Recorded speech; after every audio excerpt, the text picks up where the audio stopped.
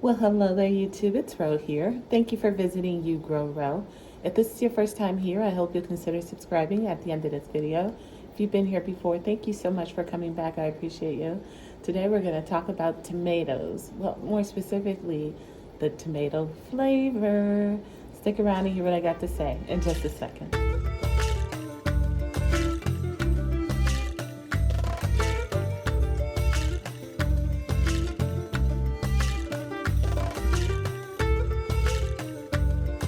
So today I'm going to attempt to do a deep dive into the secrets of growing the most flavorful homegrown tomatoes.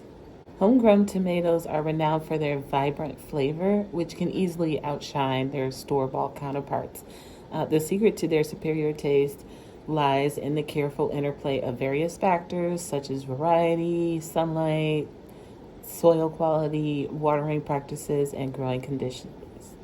So here I'm going to attempt to break down the elements that make homegrown tomatoes a true taste sensation. So when it comes to homegrown tomatoes, flavor is king, am I right? And there are a few factors that can take your tomatoes from bland to absolutely mouth-watering. Let's break it down. First, a key factor influencing your tomato flavor is the variety.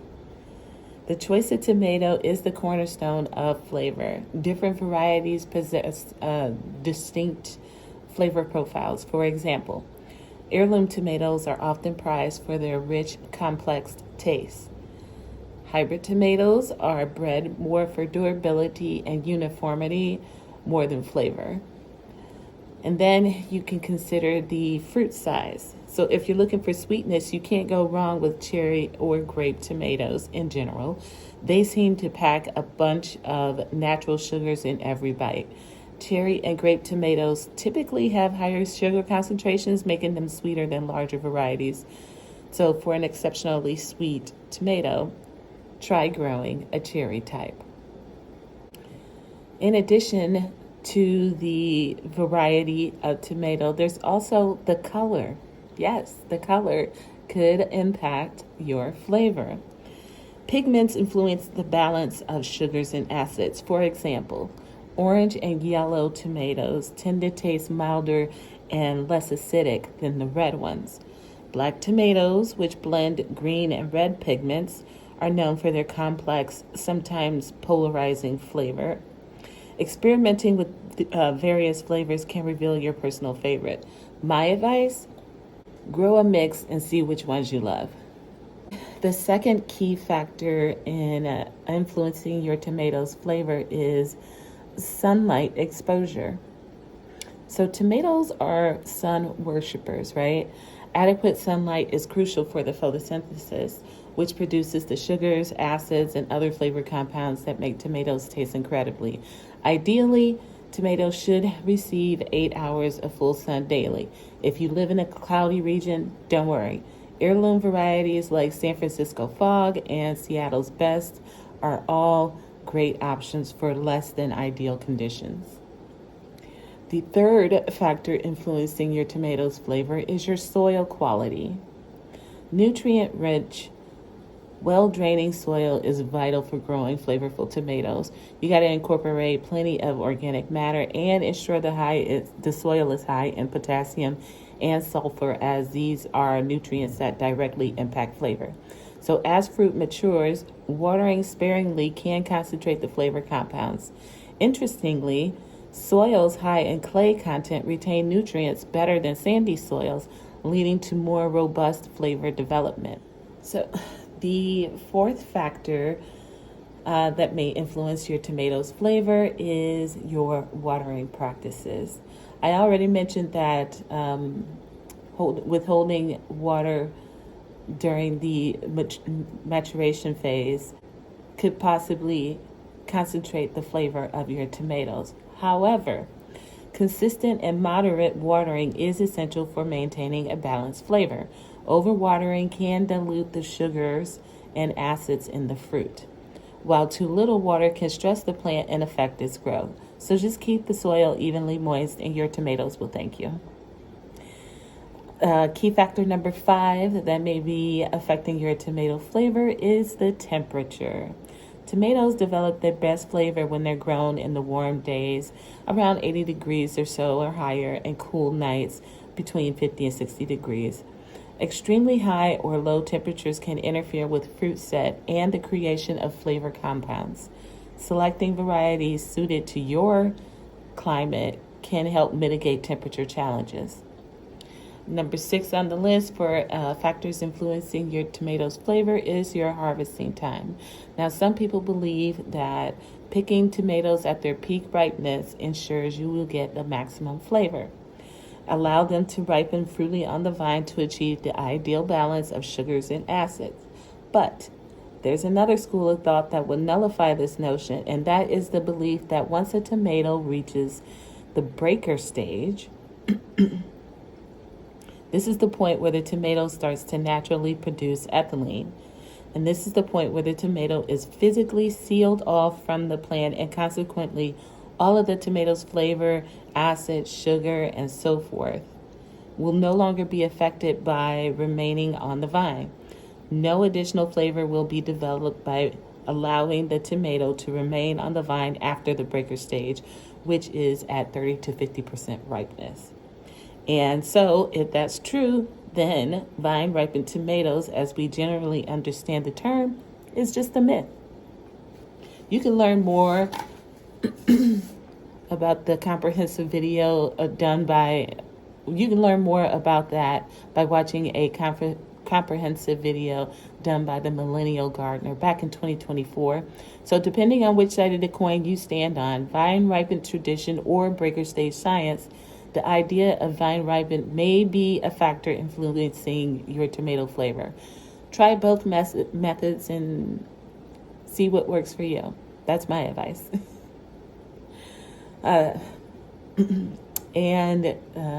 Factor number 7 that could be affecting your tomato's flavor is the health of your foliage. Yes, folks. Dense, healthy foliage allows the plants to capture more sunlight and produce more sugars. Heirloom varieties tend to have more leaf coverage than hybrids, which may contribute to their richer flavor. Just keep your leaves healthy by managing pests and disease effects. And so, to sum it up, these are my pro tips for maximum flavor. 1, choose your variety carefully. Grow some heirloom or cherry tomatoes for intense flavor, or explore different colors to discover your favorite taste profiles. 2, optimize sunlight. Position your plants where they can receive at least 8 hours of direct sun daily. 3, improve your soil quality. Enrich your soil with organic matter, potassium, and sulfur. Avoid over-fertilizing with nitrogen, which can negatively impact the flavor. Number 4, water strategically. Maintain consistent moisture levels, especially as the fruits mature. Number 5, time your harvest. Let tomatoes at the very least reach 50% ripeness on the vine to fully vine ripened before you pick them. Number 6, maintain your plant health.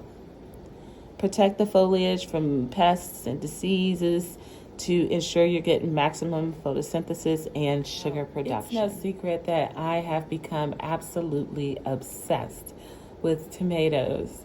What started out as casual interest has turned into full-blown passion.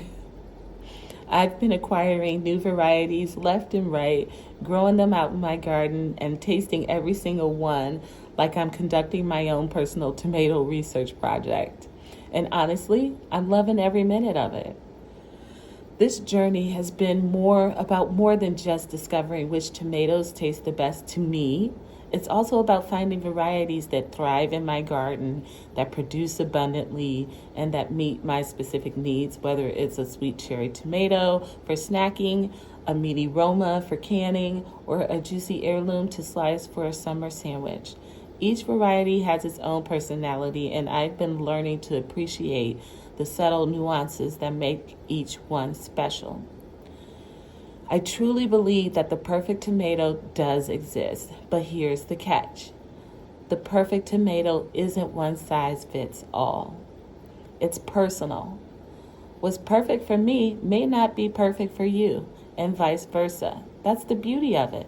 I encourage everyone to embark on their own tomato journey because there's so much to discover.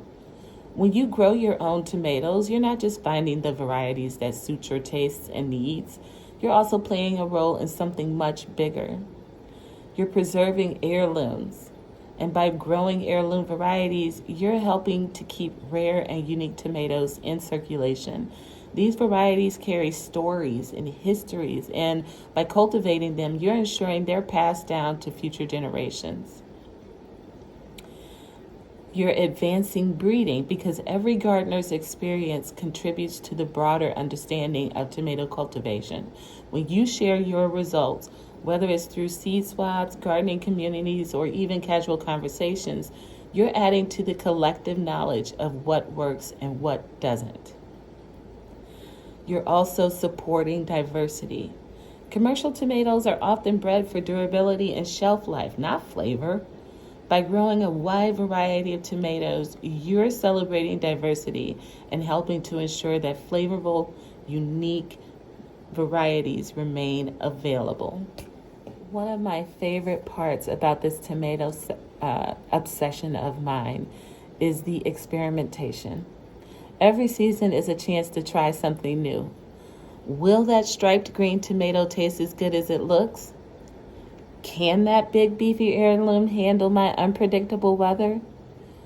What's the perfect balance of sweetness and acidity for my palate? I love lining up fruits of my labor and tasting them side by side, comparing notes on flavor, texture, and performance in the garden. It's a process of discovery, and it's endlessly fascinating to me. If you've never grown your own tomatoes, I can't recommend it enough. Start small if you're new to gardening, maybe with a couple cherry tomato plants or an heirloom variety you've never tried. Pay attention to what you like and don't like, and let that guide your choices the following season. Before you know it, you might find yourself, like me, on a quest for the perfect tomato.